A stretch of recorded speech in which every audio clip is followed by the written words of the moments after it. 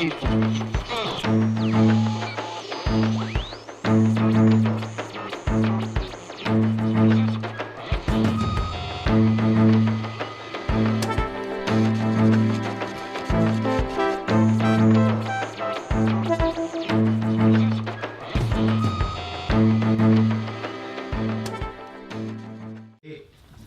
mot aussi pour vous rappeler ce que c'est qu'un expert. Un expert, c'est quelqu'un qui n'a pas d'intention ultérieure. Quand je dis les choses, je ne les dis pas pour être applaudi ou parce que ça me fait plaisir, je les dis parce que je les crois justes et que j'ai vérifié qu'elles l'étaient. Et ceci étant dit, je vais vous parler de l'incroyable campagne d'hystérie médiatique de ces derniers mois sur la menace terroriste qui pèse sur la France. On a vu largement repris les professeurs de sciences politiques dire que le 11 septembre était imminent à Paris. On ne sait pas si c'est la tour Montparnasse, la tour Eiffel ou quoi, mais ça a été dit et repris sans aucune espèce de vérification ni de rééquilibrage. Et ça appelle de ma part un rappel d'un certain nombre de situations qui permettent de relativiser tout ça. Premièrement, le terrorisme au Moyen-Orient, pour les États qui se servent de cette arme, c'est l'équivalent de la bombe atomique pour nous autres. C'est une arme hyper dangereuse et donc on la tient sous contrôle. Ça, c'est le premier point. Et quand il y a des manifestations de terrorisme d'État, ceux qui contrôlent les entités terroristes qu'ils envoient à l'étranger commettre les attentats, ils les gardent comme des pitbulls à la laisse, très étroitement, et on ne les laisse pas divaguer à son intention et faire exactement ce qui leur plaît. Deuxièmement, tout terrorisme du Moyen-Orient durable, si ça dure au-delà de quelques semaines, devient immanquablement un terrorisme d'État. On l'a vu pendant toute la guerre civile libanaise. Je vous en donne la preuve du jour où Bush, le président, le père, a passé un coup de téléphone à Hafez el-Assad pour lui dire « c'est plus vous le méchant, c'est Saddam Hussein, et donc vous, tenez-vous tranquille, et ça va bien se passer ». Le lendemain matin, l'interminable guerre civile libanaise dont tout le monde, tous les experts habituels en catastrophe nous disaient qu'elle allait encore durer 20 ans, le lendemain, cette guerre s'est arrêtée au coup de sifflet, et il n'y a plus un seul coup de feu tiré pendant 17 ans, sauf sur la petite zone avec la frontière d'Israël, parce que là, il n'y avait pas de deal de fait. Donc, troisième rappel, on n'en est pas à notre premier djihad, il y en a eu beaucoup d'autres. Il y en a eu notamment celui d'Afghanistan, où bien plus d'hommes ont été combattre que ceux qui combattent à l'heure actuelle en Irak ou en Syrie. Il y a eu la Bosnie, il y a eu la Tchétchénie, il y a eu plusieurs djihads comme ça. Que s'est-il passé après ces djihads, en tout cas en Europe? On nous a dit là aussi, les semeurs d'hystérie, vous allez voir, ils vont rentrer, ils vont tout mettre à feu et à sang. Il ne s'est rien passé. Hein. Donc, partant de ces précédents, quelle est la menace pour la France? D'abord, un rappel qui concerne l'Europe. Je fais partie du groupe des experts d'Europol, et c'est Europol qui rassemble tous les chiffres et toutes les données sur tous les attentats accomplis dans l'Union européenne. C'est grand, l'Union européenne, ça fait 500 millions d'habitants, tout un continent. Et donc, ces chiffres sont les suivants pour l'année 2013, la dernière complète. Hors de la Corse et de l'Irlande du Nord, qui sont deux microbes sur la carte de l'Europe, pour toute l'Union européenne, des attentats réussis ou entrepris, c'est-à-dire la bombe a explosé ou on l'a trouvée le long d'un mur qui n'avait pas explosé, pour toute l'Union européenne, 7. 91 entre la Corse et l'Irlande du Nord.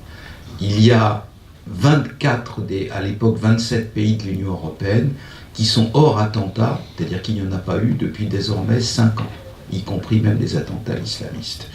Donc à l'intérieur de ça, la situation pour la France est la suivante.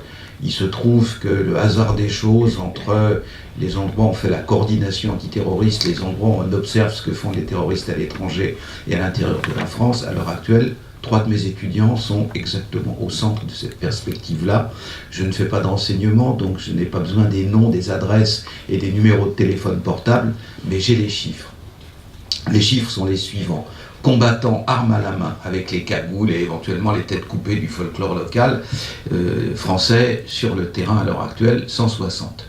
Depuis le début de l'affaire en question, 51 ont déjà été tués. Mais naturellement, ce n'est pas un jeu à somme nulle, il y en a qui arrivent, il y en a qui reviennent. Impliqués dans des actions logistiques entre la Turquie et les champs de bataille 1 millier de personnes françaises, garçons ou filles. Et à l'heure actuelle, surveillés de très près dans la région parisienne parce que potentiellement dangereux, une dizaine, pas plus. Voilà la réalité des chiffres. Maintenant, rappelons-nous ce qui s'est passé dans les djihad précédents. Quand les gens sont engagés vraiment, qu'ils sont au combat, ils restent sur place par la suite. Les gens qui étaient dans la brigade de Zenitcha, il en est très très peu dans le reste de l'Europe, y compris ceux qui étaient européens. Ils ont un statut là-bas sur place, ils jouissent d'une espèce de réputation d'anciens combattants. Bien peu sont ceux qui rentrent. Maintenant, le vrai danger, car il y a un danger. Le danger le plus grave pour nous, et il est d'autant plus difficile à contrôler qu'il s'agit de gens pratiquement incontrôlables, ce sont ceux qu'on appelle les recalés du djihad. Ceux qui ont été là-bas, qui ne se sont pas intégrés, qui étaient instables, qui n'étaient pas bien dans leur peau, qui étaient considérés comme fous, qui des fois se droguaient, etc. Et ceux-là, on les renvoie vers l'Europe en disant on va faire ton djihad tout seul. Dans cette catégorie-là, naturellement, pas pour Irak, Syrie, mais Afghanistan, il y a Mohamed Merah et il y a Nemouche, celui qui a tiré sur le musée juif à Bruxelles, dont ceux qui l'ont interrogé m'ont dit qu'il était simple d'esprit, quoi. Il n'était pas vraiment extrêmement calibré. Donc on n'est pas dans les génies du crime, ni de la terreur, on est dans des gens perturbés, et nombreux sont ceux qui sont recrutés à l'heure actuelle, qui rentrent dans cette catégorie-là. 70% d'entre eux sont d'anciens voyous, c'est-à-dire des gens qui ont des épisodes de droit commun, et à peu près 1 sur 2 sont connus pour avoir des cas de perturbations psychologiques, tentatives de suicide, épisodes de drogue, etc. Voilà la réalité à l'heure actuelle, telle qu'elle est. C'est d'autant plus dangereux à surveiller que, souvenons-nous du cas de Mohamed Merah, et la tâche n'est pas simple à l'heure actuelle pour les services, il faut leur simplifier la tâche en leur permettant de se concentrer sur les vraies menaces et pas sur l'espèce de tsunami à la Gengis Khan qui reviendrait du Moyen-Orient submerger et mettre la France à feu et à sang. Souvenez-vous de l'épisode de Mohamed Merah, il part un matin pour tuer un autre soldat français à qui il a fait le coup habituel de lui vendre un scooter. Le soldat en question se sauve la vie en ne venant pas au rendez-vous. Donc Mohamed Merah, il est 8h moins 1, il commence à être anxieux, il a une caméra qui tourne, il a une arme, un pistolet armé dans sa poche, et il dit il faut que je m'en aille. Il lève les yeux, c'est lui-même qui le dit dans les confessions qu'il fait avant de mourir en parlant à des policiers. Il lève les yeux pour voir si le feu est rouge ou vert. À ce moment-là, il voit quelque chose écrit en hébreu. Il regarde d'un peu plus près, il voit que c'est une école coranique, il baisse les yeux, il y a des enfants qui rentrent dans l'école, et à la seconde même, et lui-même ne le savait pas une minute avant, il ouvre le feu sur la petite fille, c'est la première image qu'on voit quand il tire sur la malheureuse gamine. Et donc, comment faire du renseignement efficace sur des gens qui sont instables et perturbés au point de ne pas savoir eux-mêmes une minute avant ce qu'ils vont faire une minute après. Donc voilà vers quoi la police et le renseignement, la gendarmerie et les instances de répression en général doivent se préoccuper. C'est très difficile pour eux. Songez que depuis plus d'un demi-siècle, toutes les instances, et y compris même la justice, ont dû passer des formes individuelles de crimes aux formes collectives à partir des années 60 du XXe siècle, crime organisé, terrorisme, etc. Et là, il leur faut faire conceptuellement du rétropédalage et s'intéresser toujours plus, soit à des individus isolés, soit à des individus ayant réussi à subjuguer une partie de leur entourage familial.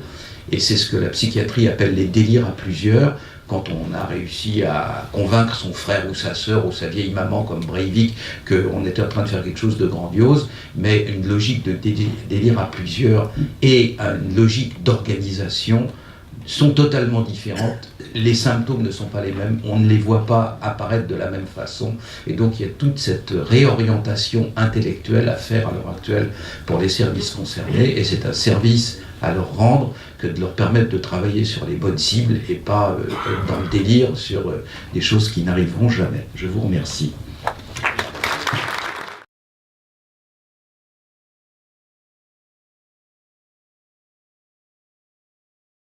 Ils ont une réputation très moyenne dans le Conseil de coopération du Golfe, parce qu'ils se rendent compte que quand les gens du Conseil de coopération du Golfe, qui sont dans les négociations au sommet, j'ai parlé avec certains d'entre eux, quand il y a le Qatar qui est là, l'information elle est à Téhéran le lendemain, donc ils se demandent s'il n'y a pas un peu des pertes en ligne ou des fuites de ce côté-là, et donc le reste, si vous voulez, c'est...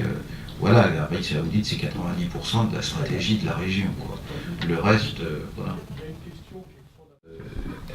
Et dans une posture où il privilégie depuis le départ une solution à la japonaise, un pays du seuil.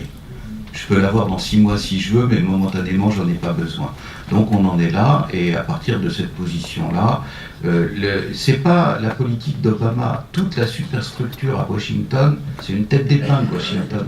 Les gens qui font la politique au sommet, ils sont quelques centaines, pas plus. Ces gens-là sont horripilés maintenant par la politique de Netanyahou, n'arrivent plus à suivre la position de l'Arabie Saoudite parce que quand ils vous parlent en privé de l'Arabie Saoudite, ils vous disent c'est l'Union Soviétique en 1988, c'est des vieillards, club de petits vieux là qui sont, alors c'est sans doute exagéré ou caricatural, mais c'est quand même ça qui nous décrivent, et la puissance autour de la présidence des États-Unis qui a toujours un poids dominant. Sous chaque présidence, il y a un ministère qui est plus puissant que les autres. Sous Obama, c'est le département d'État, c'est John Kerry. Chaque fois que des gens du département d'État, j'en connais certains, je parle avec eux, j'organise des conférences avec eux, vont à la Maison Blanche, c'est pour leur dire il est insupportable qu'on n'ait pas d'ambassade à Téhéran. Soit on est en guerre contre l'Iran et on leur envoie les B-52, si on n'en est pas en guerre, il nous faut une ambassade à Téhéran, on n'y arrive plus. À l'heure actuelle, c'est la section des intérêts américains à l'ambassade de Suisse à Téhéran. Alors vous voyez, le département d'État, je dis pas ça pour les approuver ni les désapprouver, je cite un fait, c'est une Ferrari.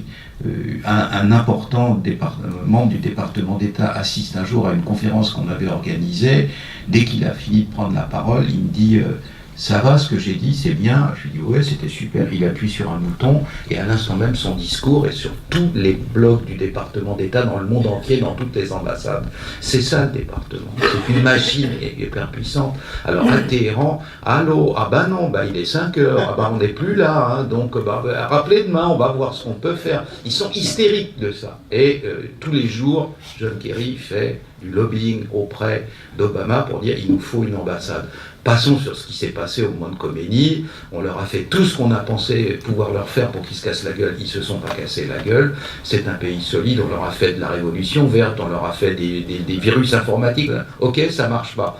If you can't link them, join them. Voilà. Alors à l'heure actuelle, on en est au moment où c'est la volonté de la nomenclatura de Washington de trouver un terrain d'entente. Pas de baisser sa culotte devant eux, mais ils vont le faire, ça.